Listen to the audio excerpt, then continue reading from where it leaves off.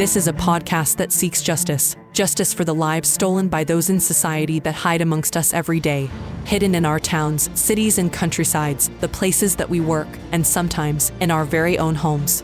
This is Hidden Killers. Welcome to the podcast. I'm Tony Bruschi. Thank you for joining us. Be sure to press subscribe wherever you download podcasts. So you don't miss any of our breaking updates and discussions on the cases that we are following for you.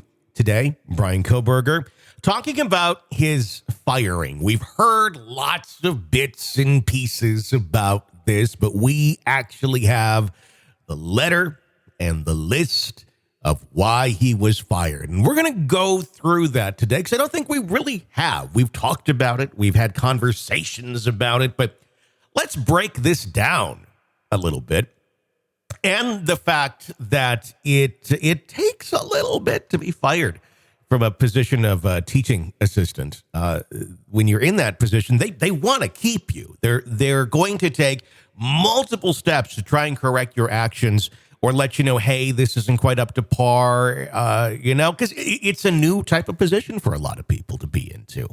And, sometimes there's some growing pains, and they really are willing to give the benefit of the doubt out of the gate to say, hey, let's work on this.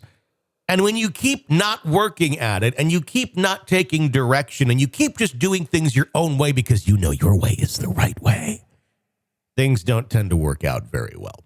In general, universities and colleges, they have these formal procedures to address. It could involve giving the TA a warning, a probationary period, which he got. And still, it didn't really work out at all, which seems to be kind of a trend in Kohberger's life from what we know about it thus far.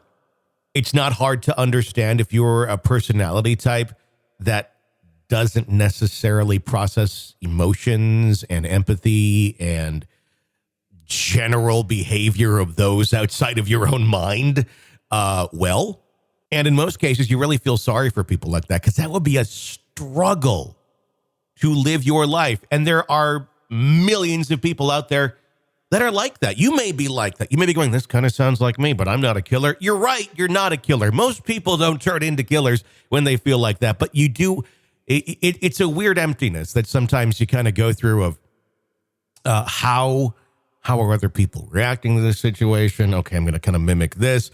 And sometimes you can kind of develop a little bit of that, but sometimes it's just not there. And it's not, fair, I guess you could say, but it is what it is. Sometimes our brains just, not everybody's works the same. But it's a matter of what you do with that, how you cope with that. If you can recognize that in yourself and make coping mechanisms for yourself to not go into crazy, upset, angry, and eventually homicidal tendencies or situations because of the deficiencies in your own mind. Kohberger, well, I think he struggled with that a little bit.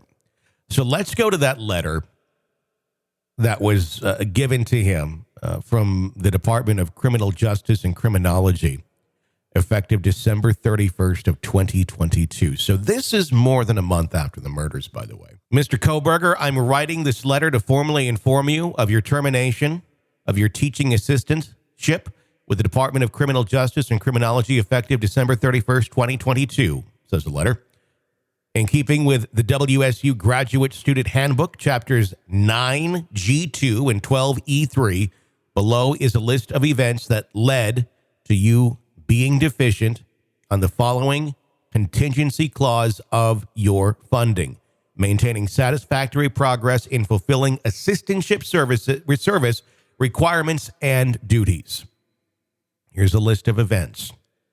And they got to be detailed in this stuff because A, you don't want a lawsuit, and B, well, you just, you can't just fire someone for no reason. You want to let them know, and they did along the way. On September 23rd, 2022, you had an altercation with the faculty you support as TA, Professor Snyder. I met with you on October 3rd to discuss norms of professional behavior. Now, what exactly happened in that altercation? We don't know the details of. Maybe it'll come out in court if they find it to be evidentiary in relating to the murders, in relating to, his behavior. Again, this was before the murders took place, though, September 23rd, 2022. On October 21st, Professor Snyder emailed you about the ways in which you had failed to meet your expectations as a TA thus far in the semester. As a result, on November 2nd, Graduate Director Willits and I met with you to discuss an improvement plan, which you agreed to. And I shared with you an email dated November 3rd. So they're sitting there going, okay, professional behavior, you don't seem to quite get this. This is kind of basic shit. But here's a guideline. Here's an improvement plan because we can't just fire you because we don't want to get sued.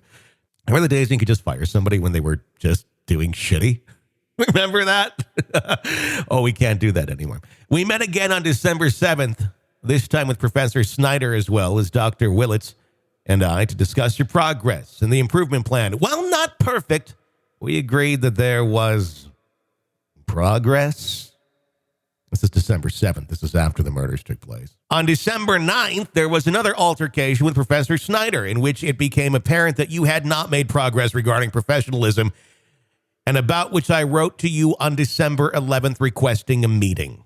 We then met on December 9th when I informed you of your termination as a TA for the spring semester. So they really gave a lot of chances here. A lot of chances. Some of the things that we have heard reported among the faculty members was specifically his conduct towards women. Now, that's not why he was fired on paper. It was because he failed to meet requirements and expectations of the school.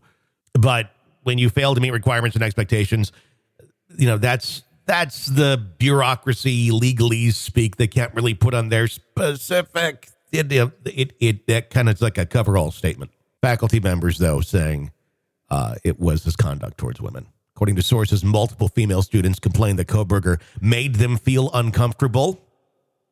Now, that in itself, not a crime, not a reason to get fired, but what are you doing to make women feel uncomfortable around you? You almost, kind of have to go out of your way a little bit if you're a weird individual. I mean, most people, it's like, just don't be an asshole. Don't be weird. Just, at the least, just shut up. On one occasion, Kohberger was accused of following a female student to her car. Oh, that's lovely. Nothing like an uninvited jaunt to a woman's car behind her. As a man, if you have any sort of empathy or understanding of human beings at all, there's times where you're in just awkward situations.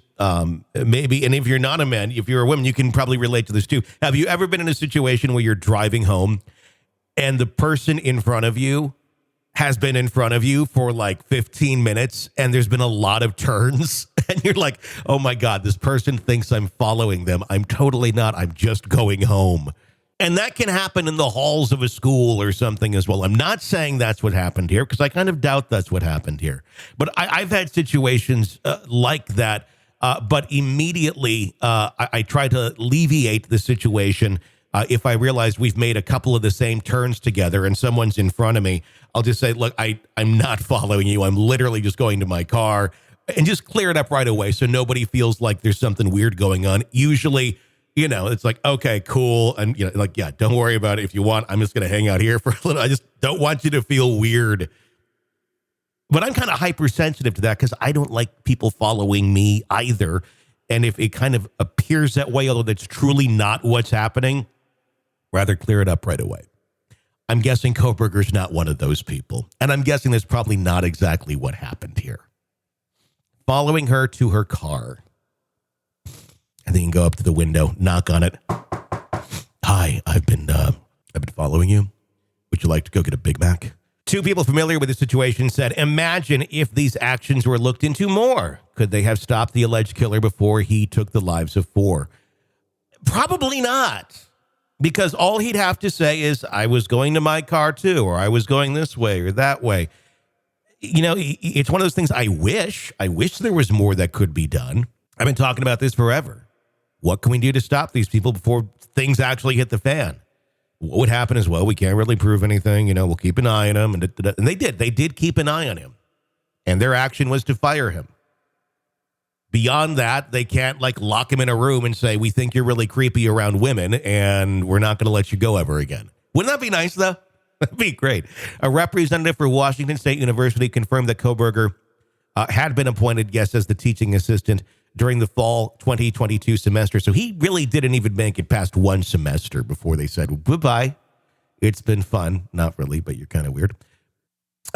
They declined to provide specific information about Kohberger's teaching assistant role, citing the Federal Family Education Rights and Privacy Act, the FERPA, if you will.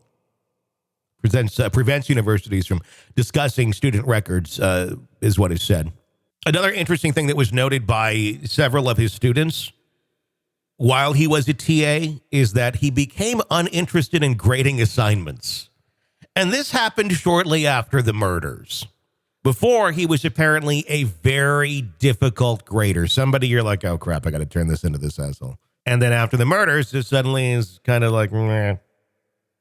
Reports of him being unshaven, looking kind of, disheveled, and not having any interest in grading papers. Was he feeling something? Was he feeling bad? Was he feeling guilt, or was he feeling very anxious that, oh, crap, I left that knife sheath there? What about cell phone pinging? Maybe start second-guessing yourself on a lot of things that you've been doing that maybe will lead to your eventual arrest. And you're just kind of sitting there waiting for that other shoe to drop. They already have identified the vehicle that they're looking for, and you happen to own it. But there's a lot of those, so, what are your odds? Turns out pretty damn good. I'm sure there's a lot of women going, I've had a lot of creepy professors, or I've had a lot of creepy fellow students, or men in general around me like this in life. Not all of them turned out to be murderers, but yeah, should we be able to do something about this? Yes. Yes, we certainly should. The scary thing is, though, once you actually do something about people like this, it's usually a slap on the wrist, or at the most, unless a crime has been committed, a judge gives you a lovely piece of paper, or it gives you both a lovely piece of paper. One confirming that the judge said, yeah, you're kind of creepy. You got to stay away from this person by this many feet. Here's a laser measurer to make sure you're that far away. No, that part doesn't happen. But it's a piece of paper that says, don't follow this person. It's called a restraining order or an anti-stalking order.